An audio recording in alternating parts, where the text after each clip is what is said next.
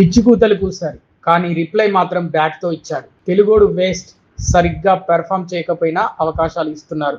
కేవలం ముంబై ఇండియన్స్లో ఉన్నాడనే కారణంతోనే ఛాన్సులు వస్తున్నాయంటూ తీవ్ర ట్రోల్స్ చేశారు. ఆ ట్రోల్స్కు టార్గెట్ అయింది తిలక్ వర్మ. ఈ సీజన్లో స్ట్రైక్ రేట్ తగ్గడం కూడా విమర్శలకు కారణమైంది. కానీ అప్పటి వరకు నిశ్శబ్దంగా ఉన్న తిలక్ ఒక్కసారిగా మారిపోయాడు.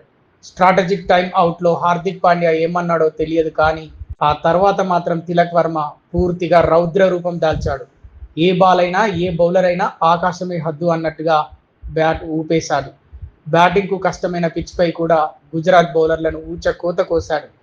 మొదట కాస్త సమయం తీసుకొని క్రీజులో సెట్ అయిన తిలక్ 33 బంతుల్లో హాఫ్ సెంచరీ పూర్తి చేశాడు.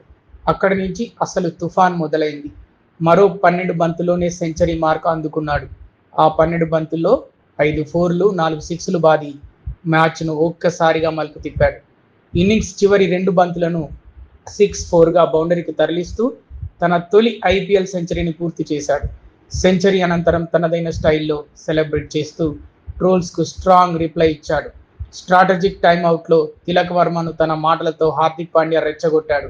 అతను ఏం చెప్పాడో ఏమో తెలియదు, కానీ ఆ తర్వాతి ఓవర్లోనే తిలక్ వర్మ ఉగ్ర రూపం చూపించాడు.